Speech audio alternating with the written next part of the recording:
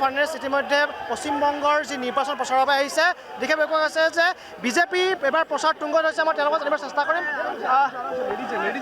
দেবেন্দ্ৰজী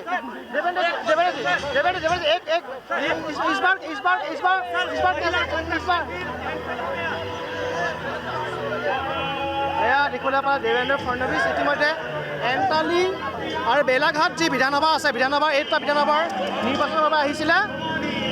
তেওঁ দেখিবলৈ পোৱা গৈছে কাৰণ বিজেপিৰ এইবাৰ প্ৰচাৰ কিছু জোৰদাৰ প্ৰচাৰ দেখিবলৈ পোৱা গৈছে কাৰণ এইবাৰ TMCক 50-50 বিজেপি আৰু TMC 50-50 বুলি জনোৱা হৈছে। কাৰণ দেখিবলৈ পাইছে এয়া মই দেখুৱাম দৃশ্য, এয়া মানুহৰ দৃশ্য দেখিবলৈ পাইছে। এয়া পশ্চিমবংগৰ যি নিৰ্বাচনী প্ৰচাৰ আমি অসম লাইভ 24 তথা আমাৰ ভগ্নী চেনেল ষ্টেট মিৰৰ আমি ইয়াত উপস্থিত আছোঁ আৰু দেখুৱাইছে পৰিৱেশ দেখিবলৈ পাইছে। পশ্চিমবংগৰ কলকাতাৰ যি বেলাঘাট আৰু এণ্টালি এই দুটা বিধানসভাৰ আজি প্ৰচাৰ চলিছে। তাত অসম লাইভ 24 উপস্থিত আছে। ইয়াৰ যিগৰাকী বিজেপি প্ৰাৰ্থী মই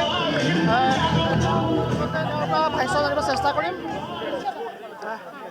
प्रियंका जी मुद्दा क्या होगा? विधानसभा का मुद्दा क्या होगा? देखिए, मुद्दा है उन्नयन का, मुद्दा है डेवलपमेंट का, मुद्दा है सबके विकास का, मुद्दा सबके अधिकार का। और इस सबसे मेरा मतलब है इंटाली में रहने वाले वो हर एक इंसान से है, चाहे वो किसी भी संप्रदाय से आता हो। मैं डेवलपमेंट की बात करती हूँ और डेवलपमेंट में विश्वास करती हूँ।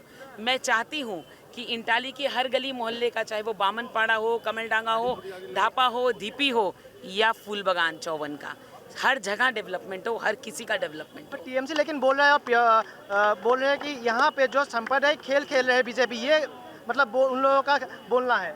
मैंने अभी तो आपसे कहा कि जब इंटाली की डेवलपमेंट की बात आएगी तो वो ढापा, ढीपी, कमरडांगा, बामनपाड़ा से शुरू होकर के फूलबागान तक जाएगा, चौवन भी पीछे नहीं रहेगा। ऐसा ये मुद्दा हो सकता है?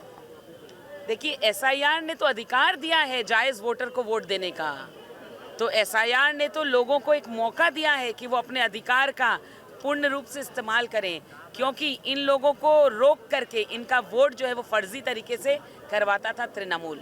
महिला सबलीकरण या महिला सुरक्षा के बारे में जो देखा गया है फिलहाल ही में जो पश्चिम बंगाल में हुआ है और एंटाली में जो आपका जो देखा गया है, इसका माहौल इतना अच्छा नहीं है। जो सिचुएशन देखा गया है, तो क्या बोलना इस बार ये चेंज आएगा?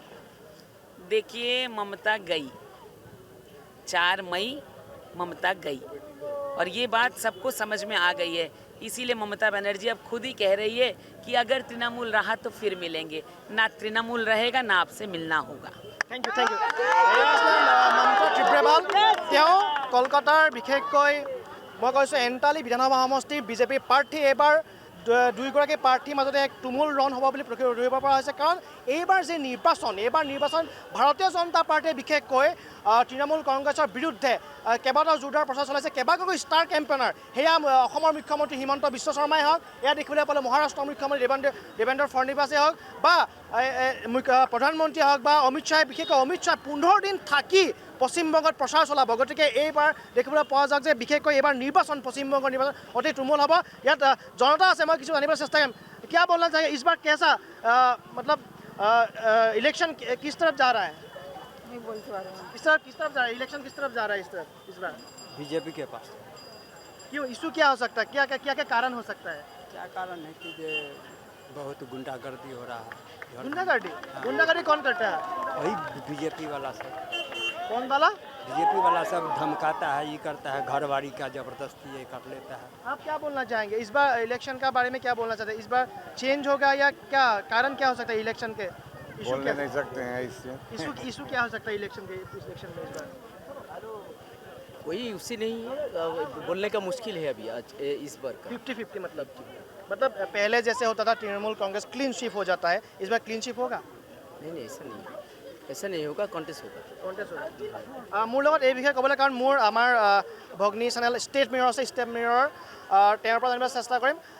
इस बार देखा गया हम लोग अगर देखें हम लोग आसाम लाइव 24 और स्टेट मिरर दोनों आए हैं पश्चिम बंगाल में, लेकिन इस बार ऐसा नहीं है जैसे 21 में हुआ पहले। अब अगर देखा गया तो जैसे तृणमूल कांग्रेस को क्लीन स्वीप मिलता है, इस बार ऐसा होगा? आपके हिसाब से आप देखेंगे? देखिए चाणक्य मैं आपको बताऊँ कि मैं 2021 के इलेक्शन में भी यहाँ पर आया था हाँ।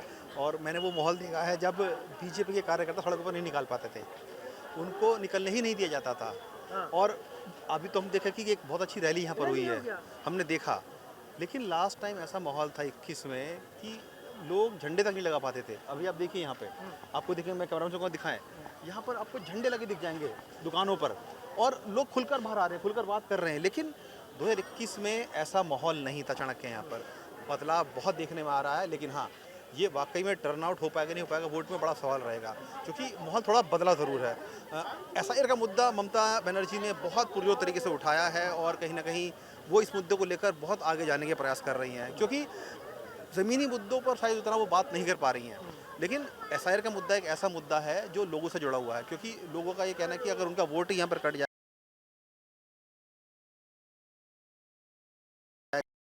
रह रहे हैं तो वो एक बड़ा मुद्दा इस पर नजर आ रहा है। लेकिन हाँ, बीजेपी पुरजोर कोशिश कर रही है और हर वो पैंतरा अपना रही है कि किसी तरीके से जो ममता दीदी का जो किला है, अभेद्य किला रहा है पिछले 15-20 साल में, उनका किसी तरीके से ढा दे।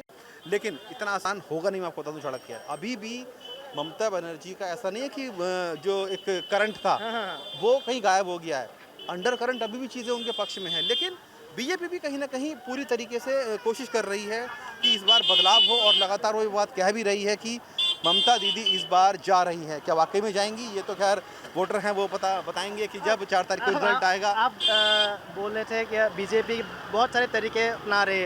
अगर हम देखें 3000 वाला मुद्दा, हर महिला को 3000 हर घर में, और महिला के सुरक्षा के बारे में बोल रहे हैं, बार बार हिट कर रहे हैं उसके बारे में। मतलब बहुत सारे मुद्दे, और जो बेरोजगार या जो स्कैम हुआ है, ये बहुत सारे मुद्दे हैं बीजेपी के हिसाब से।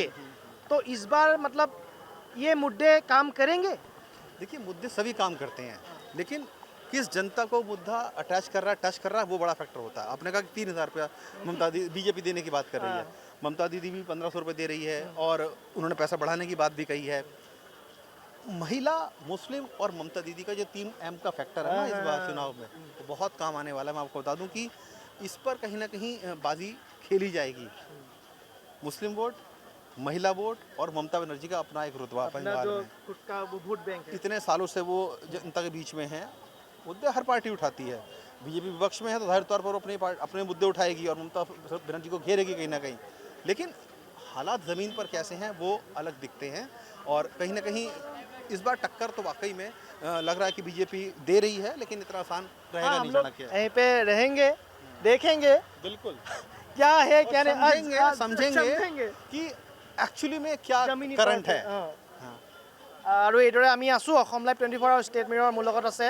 গতিকে আমি দুজনে চাম এতিয়া প্ৰথম দিন আহিছোঁ আমি, আৰু এইদৰে প্ৰতিটো প্ৰান্তত, বিশেষকৈ প্ৰতিটো বিধানসভাৰ অঞ্চলে যাবলৈ বিশেষকৈ লোকসকলৰ তেওঁলোকৰ মূল ইছ্যু কি, আৰু সঁচাকৈ এইবাৰ ভাৰতীয় জনতা পাৰ্টি আৰু তৃণমূল কংগ্ৰেছৰ মাজত যিদৰে কৈ থকা হৈছে, এইদৰে যুদ্ধখন হ'বনে আৰু শেষত কোনে হাঁহি মাৰিব পাৰে, এইখিনি কথা সকলোখিনি কথা আমি পোনপটীয়াকৈ দেখুৱাই যাম।